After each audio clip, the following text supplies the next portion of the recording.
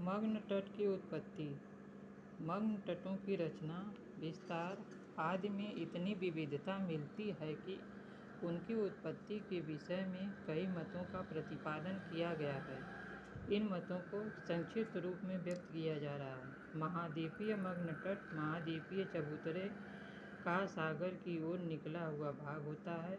सागरी तरंगें अपरदन द्वारा विस्तृत प्लेटफॉर्म का निर्माण करती हैं, जिस पर नदियों तथा तरंगों द्वारा निक्षेप होने लगता है। ये निक्षेप निरंतर सघन तथा ठोस होते जाते हैं और अंततः मग्न तट का निर्माण हो जाता है। इस तरह से बने मग्न तट अधिक विस्तृत नहीं हो सकते। कुछ विद्वानों के अनुसार मग्न तटों का निर्माण मात्र नदियों द्वारा लंबे समय तक निक्षेप होते रहने से होता है। जिस भाग में सागरीय दशाएं शांत होती हैं, निक्षेप अबाध गति से चलता रहता है। मलबा के भार के कारण मग्न तट की तली धंसती जाती है और उस पर और अधिक मलबा जमा। इस तरह के निर्मित मग्न तट रचनात्मक कहे जाते हैं तथा विस्तृत होते हैं।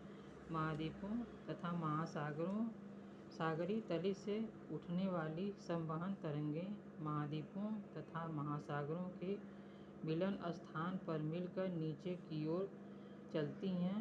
इस कारण संपीड़न होने से महाद्वीपीय किनारा अवतलित हो जाता है और मग्न तट का निर्माण होता है।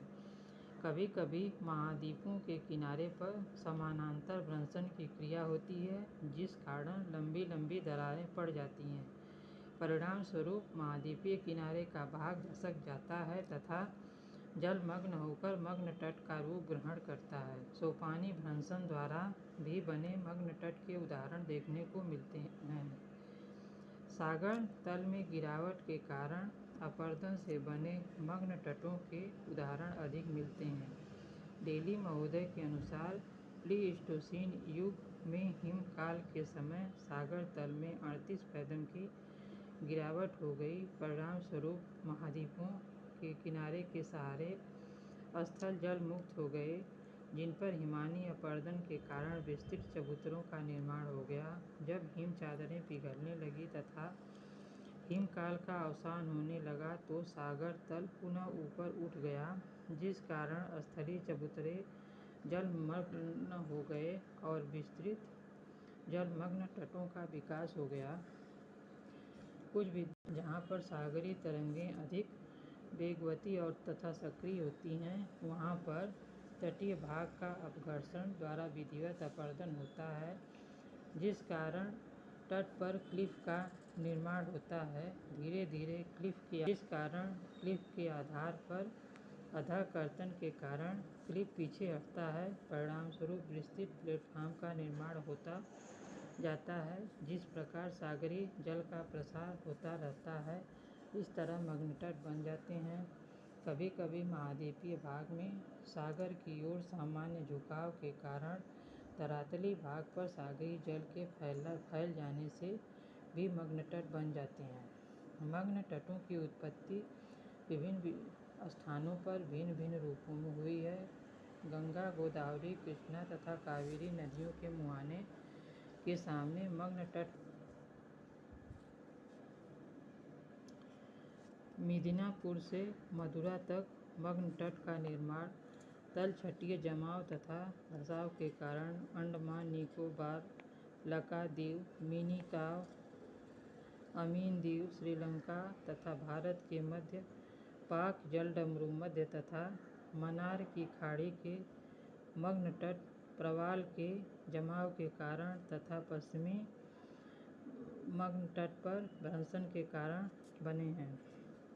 भारत के मग्न तट 100 पैदम की समोच्च रेखा मग्न तट की सागर की ओर की अंतिम सीमा निर्धारित करती है। पूर्वी तट पर मग्न तट की औसत चौड़ाई 50 किलोमीटर है, जो कि पश्चिमी तट पर मग्न तट की 1/3 ही है। स्पष्ट है कि पश्चिमी मग्न तट पूर्वी तट की अपेक्षा अधिक चौड़ा है। गंगा, महानदी, गोदावरी, कृष्णा, कावेरी आदि नदियों के मुहाने के सामने मग्न तट सबसे कम चौड़ा है, जबकि नर्मदा, तापी, माही आदि नदियों की एस्चुअरी के सामने मग्न तट सर्वाधिक चौड़ा है। पूर्वी मग्न तट का सामान्य ढाल 29 अंश तथा पश्चिमी मग्न तट का ढाल कन्याकुमारी के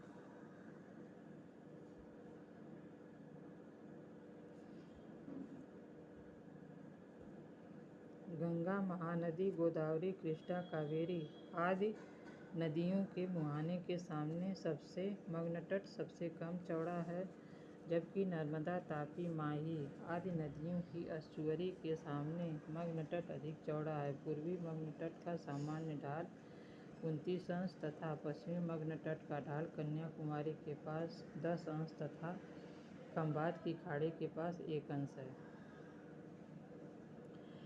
महाद्वीपीय मग्न तट जलमग्न तट के तथा गहरे सागरी मैदान के बीच तीव्र ढाल वाले मंडल को महाद्वीपीय मग्न ढाल कहा जाता है, जिसका ढाल विभिन्न स्थानों पर भिन्न भिन्न होता है। औसत ढाल का कोण 5 अंश होता है, जबकि सेंट हेलेना के सहारे 40 अंश, स्पेन के पास 30 अंश, सेंट पॉल के निकट 62 अंश है।